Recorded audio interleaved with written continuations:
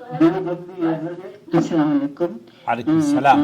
خیر صاحب میں قصر نماز کا پوچھ رہی تھی کیونکہ ہم مدینے میں 5 دن تھے، اب یہاں پر ہم سوراتی میں ہیں، تو ہم امام کے پیچھے تو پوری پڑھیں گے، اگر جیسے ہوٹل آ جاتے ہیں اور ہوٹل میں نماز کا وقت ہوتا ہے تو ہم قصر پڑھیں گے یا پوری نماز پڑھیں گے؟ اوکے، یہ ہیں سبینہ سلطانہ، کراچی سے آئی ہیں عمرے کی سعادت کے لیے. اللہ رب العالمین آپ کے عمرے کو قبول فرمائے. تقبل اللہ منا ومنکم صالح الاعمال. سفر میں مسافر کو قصر کرنا، یہ اللہ کے رسول صلی اللہ علیہ وسلم، اللہ تعالیٰ کی طرف سے یہ رخصت ہے کہ آپ 4 رکعت نمازیں جو ظہر، عصر اور عشاء کی نمازیں ہیں وہ 2 رکعت پڑھیں. ہم عائشہ فرماتی ہیں کہ اصل میں تو 2 رکعت فرض کی گئی تھی، اور پھر انہیں جب 4 اللہ کے رسول صلی اللہ علیہ وسلم کے اوپر 2 رکعت فرض ہوئیں تو پھر اللہ کے رسول اللہ رب العالمین نے انہیں 4 رکعت کر دیا. لیکن مسافر کے لیے 2 رکعت ہی رکھی گئی. مسافر کے لیے یہ رخصت رکھی گئی کہ وہ 2 رکعت پڑھے. اب آپ یہ جاننا چاہ رہی ہیں کہ کیا مکہ مکرمہ میں ہم 4 رکعت پڑھیں اپنے ہوٹلوں میں یا 2 رکعت پڑھیں؟ میں آپ کو لے کر چلتا ہوں. شیخ سعد الخذلان ہیں، اس سلسلے میں وہ فرما رہے ہیں کہ مدت القصر فی السفر القول الراجح، کہتے ہیں کہ میں نے بہت تحقیق کری اور مجھے دراصل اس مسئلے میں خاصی دشواری بھی پیش آئی ہے کسی نتیجے پر پہنچنے میں. کیوں؟ کیونکہ اس سلسلے میں بہت سے اقوال علماء اور مشائخ کے موجود ہیں. ایون کتب احادیث میں بھی مختلف روایات ہیں، اور ان روایات کو سب جمع کرنے کے بعد یا سب کو دھیان سے پڑھنے کے بعد میں کس نتیجے پر پہنچا ہوں، سنیے وہ کیا کہتے ہیں. اشکل مسئلہ فقہیہ ضغط علی، وہ کہتے ہیں کہ مجھے یہ سب سے زیادہ پریشان کن مسئلہ رہا ہے میری زندگی میں، جو کہ فقہی مسائل میں مجھے خاصا پریشر بھی میں نے محسوس کیا ہے اس کی حقیقت تک پہنچنے کے لیے.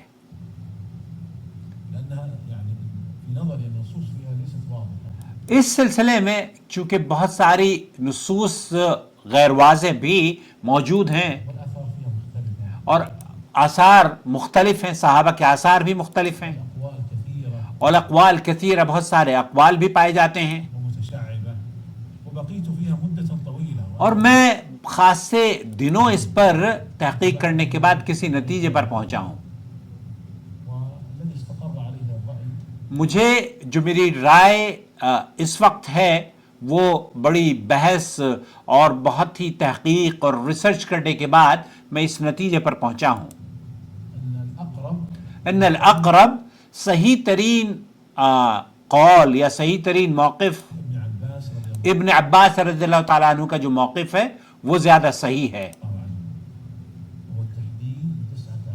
وہ تحدید 19 یومن، مسافر کے لیے 19 دن کا قیام. یہ صحیح بخاری کے اندر حدیث موجود ہے.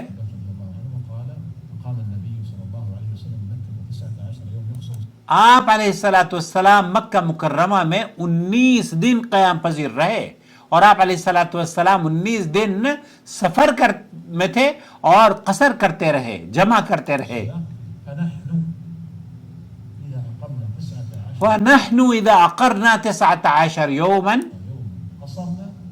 قصرنا، کہ جب ہم 19 دن سے کم یا 19 دن رہا کرتے تھے تب ہم قصر کیا کرتے تھے. فَإِذَا زِدْنَا عَلَى ذَلِكَ فَأَتْمَمْنَا، یہ عبداللہ ابن عباس رضی اللہ تعالیٰ عنہ کی صحیح بخاری سے روایت نقل کر رہے ہیں شیخ سعد الخذلان. وہ یہ کہتے ہیں کہ جب ہم 19 دن قیام کرتے تب ہم قصر کیا کرتے تھے، اور اگر ہم 19 دن سے زیادہ رہتے تب ہم پوری نماز پڑھا کرتے تھے.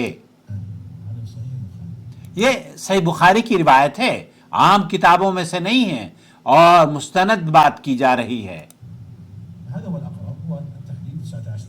هذا هو الاقرب، یہی اقرب الى الصواب ہے، راجح قول یہی ہے.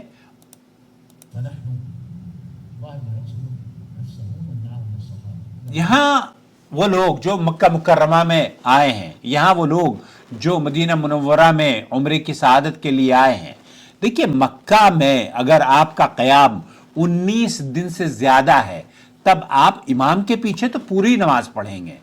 امام حرم میں اگر آپ نماز پڑھ رہے ہیں یا اطراف مساجد میں یا ہوٹل میں بھی اگر کوئی امام آپ کو نماز پڑھا رہا ہے اور وہ پوری نماز پڑھتا ہے تو آپ پوری نماز پڑھیں.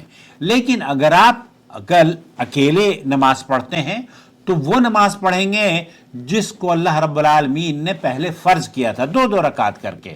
تو 2 رکعت ظہر، 2 رکعت عصر اور 2 رکعت عشاء، یہ وہ رکعت کا تعین ہے جو کہ اللہ کے رسول صلی اللہ علیہ وسلم نے قصر کے ایام میں، قصر میں رخصت اللہ تعالیٰ نے عطا فرمائی ہے. تو شیخ سعد الخسلان آگے کیا کہہ رہے ہیں؟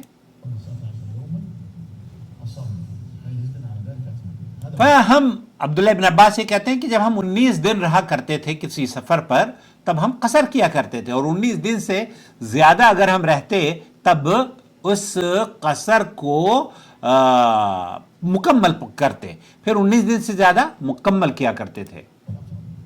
أما القول بأنها 4 أيام وقول الجمهور، لكن اعتمدوا في ذلك على إقامة النبي صلى الله عليه وسلم حديث الوداع. یہاں جو 4 دن کا قول ہے وہ جمہور علماء کا قول ضرور ہے، سعودی عرب کے کبار علماء بھی اسی کے قائلین ہیں، هذا قام النبي عليه الصلاة والسلام بحديث الوداع 4 أيام لیکن 4 دن کا جو صحیح یہ جو موقف ہے ووصل إلى مكة صبيحة 4 ذي الحجة.